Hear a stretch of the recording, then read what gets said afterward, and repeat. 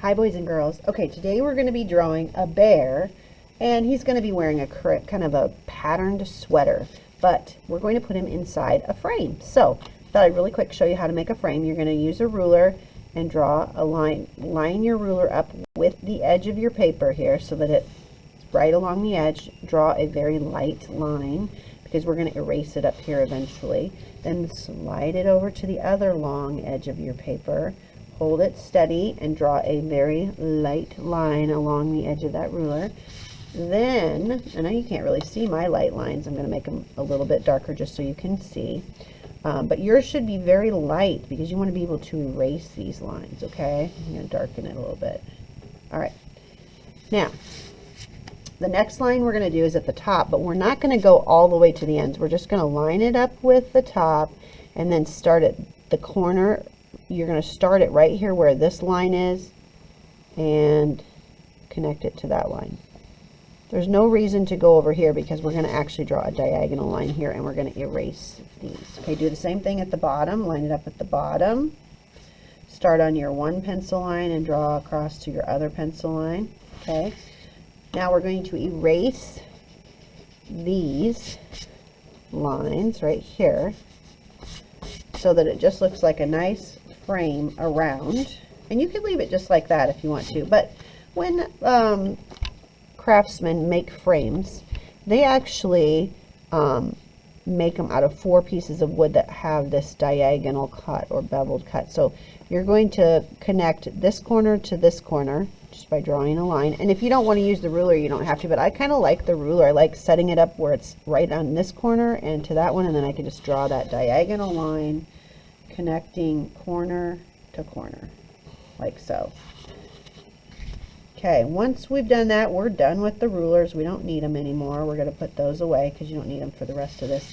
The next part we're going to do, I'm going to make this a little darker so you guys can see it, is we're going to draw our bear. Okay, and your bear, we're going to start with where his sweater would be. So I want you to go about a finger's width in from the middle of this line. So if I look at this line, it's about the middle. I'm going to go about a finger's width in, and I'm going to put a little dot right there. Okay, same thing on this. I'm going to find about what I think is middle, a finger width in, put a little dot right there. Okay, then I'm going to do a curved line, not a deep curve. This is the top of his sweater, so it's just slightly curved, almost like a really, kind of like a smile, but just not a very big smile. Okay, I'm going to connect those 2 lines. There's the top of my bear sweater. Now I'm just going to bring this down to the edge of my paper here so that it looks like it's his shoulders. So I'm just going to connect that there and there. If you want to bring it all the way down to here, you could, but I'm just going to connect mine right there. That's where the edge of his shoulders is. Okay. Now we're going to be giving him a sweater, and I want you to use 2 fingers here to think about width. Okay, so I'm just going to go like this and like this. So 2 fingers. I'm going to start over here and I'm going to connect this to that mark, and then I'm going to connect this using my fingers almost as kind of a ruler so that I get a nice similar thickness here. Connect this to there.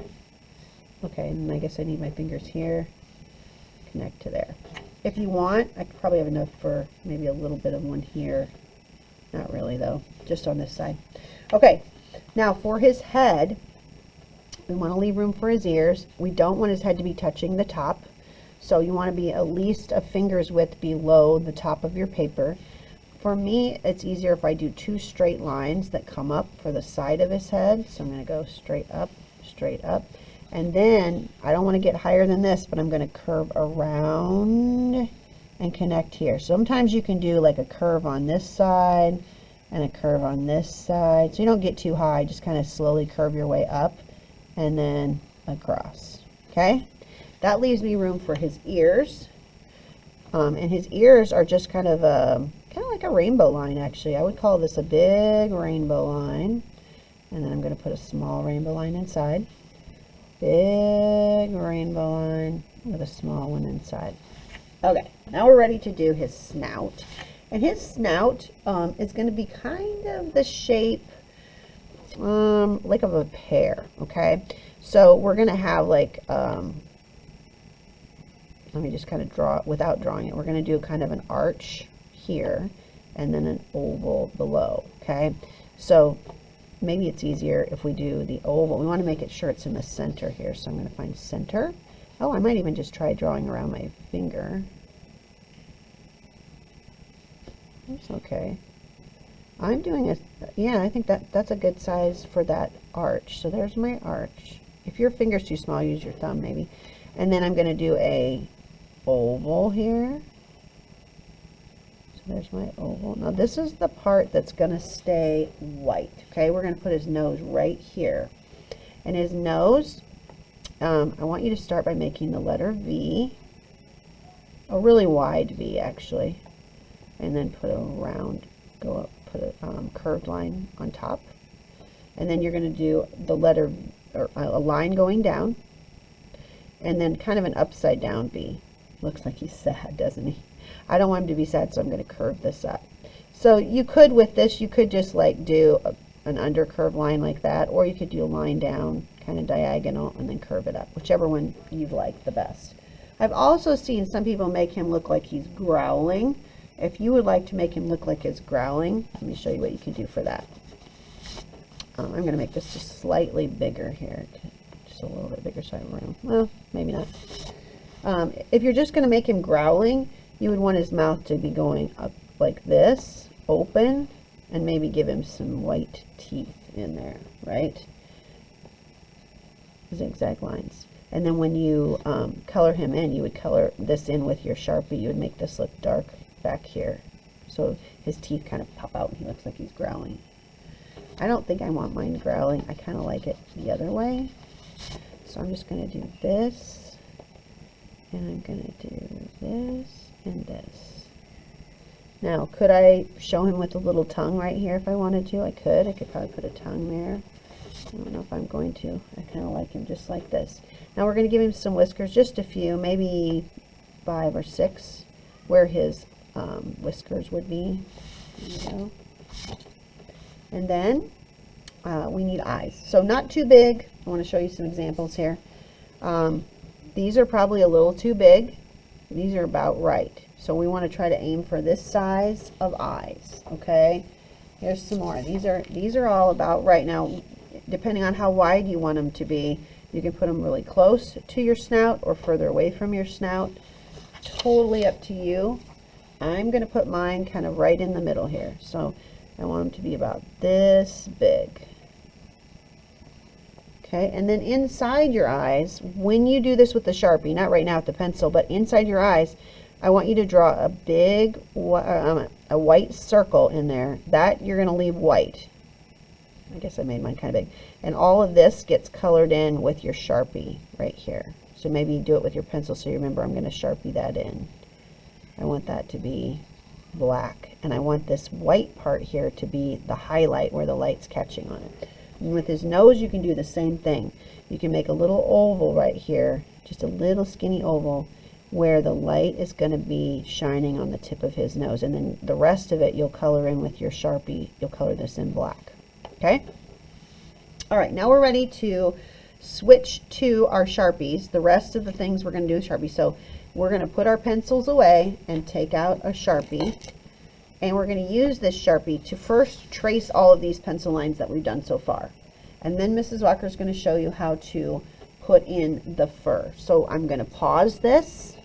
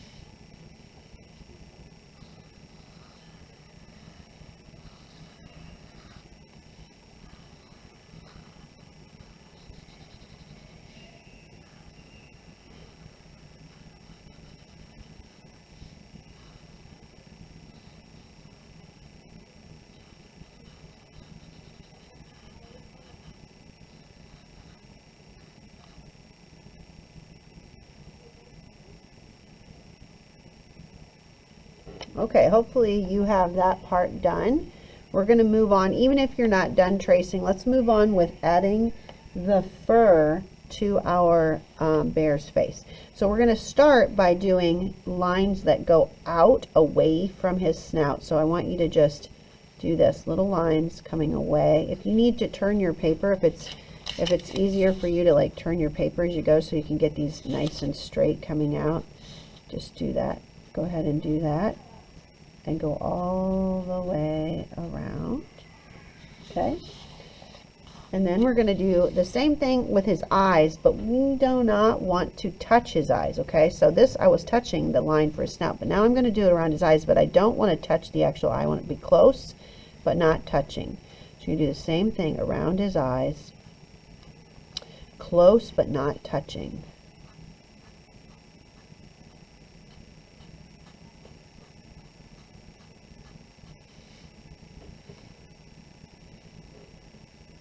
Okay. Once you've made one circle around the eyes, I want you to try to get another one in there, but don't do them in the same way. Like I'm going to try to go kind of in between sometimes shorter, sometimes longer, because I want it to look like fur. So I don't want it to exactly match up. I just want it to kind of fill in another circle. Okay. And everybody can do this however they think it looks good. Like if you want a lot of closer lines, you can. If you want a little bit further away, you can. All right, I've got 2 circles around my eyes. Now I'm going to do lines that just go straight across. I'm going to fill the rest of him up with lines like this. So I'm just going to do little short lines going across. And then I'm going to do that again. I'm just going to go up another row. And if there's not room here, I mean, you can, I don't really have room to put a full solid one there. I'm just going to put short ones. Okay, just keep going, and as you go, working your way up your bear's face. It's getting more and more fur. I got a little more space on this side, so I'm going to do an extra row there. Just short rows here, going up and around. And then you're just going to go across. So we're going to keep going across, but dip down a little bit there. Oops, I don't really want them to connect like that. See how I connected those accidentally? I want them to kind of go almost like they're going in between. Not real planned. You kind of just want to make them look like they are growing all different ways. Now for the ears, we're going to go inside the ears. We're going to start on the inside circle and do this. And then do it on the inside of this one.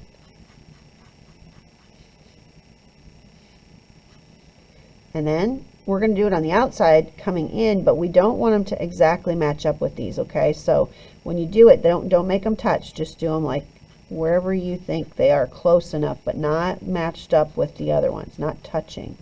See how some of mine are, they kind of might line up, but they don't totally line up. We don't want them to line up. We want it just to look like fur. So put those all the way around the outside, going in towards the other lines.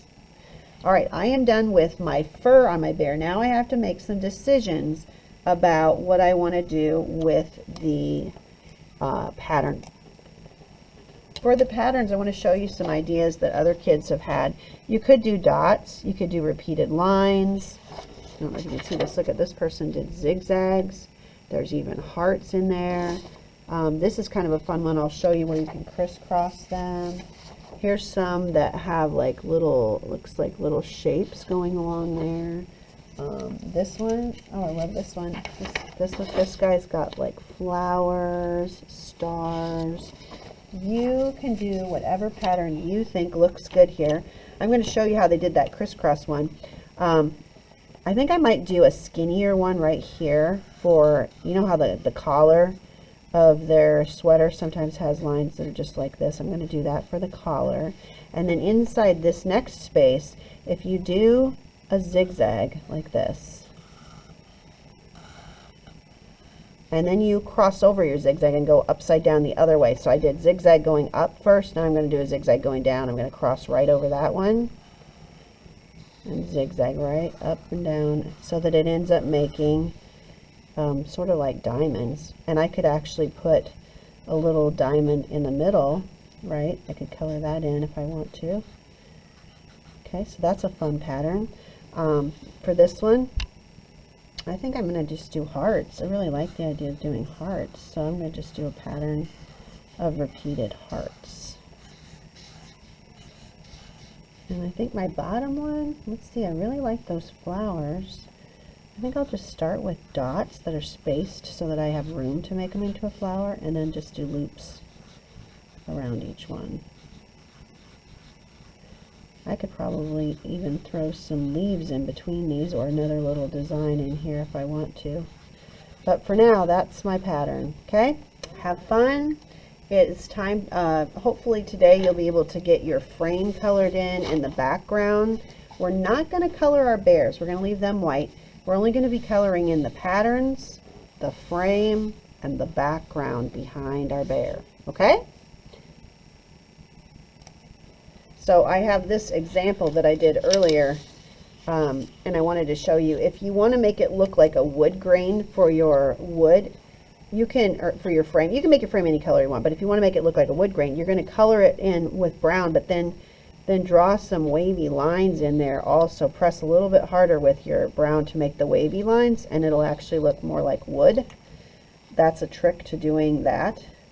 Okay, and when you're doing your sweater, think about color schemes. What colors work well together? So I stuck with only 3 colors. I just picked 3 of my favorite colors and did my whole sweater with those colors. Now you don't have to, but it gives it a feeling of balance if you use just 3 colors. If you use all different random colors, that's okay too. That's your choice. I'm fine with you doing whatever you think looks best. But go ahead and finish coloring him in. And double check to make sure that you put your name and class code on the back. Looks like I forgot on this one. And if your name and class code is hidden in all the black lines, actually everybody probably should redo that. Just make it somewhere up at the top where you can see it, because it is kind of hard to read if it gets into where the Sharpie is. Especially, I was using thinner paper here, so be sure you circle it. And those are going to go in the class tub. We're only going to use colored pencils or crayons on these. We are not going to be using any paint or anything too messy that needs to go on the drying rack.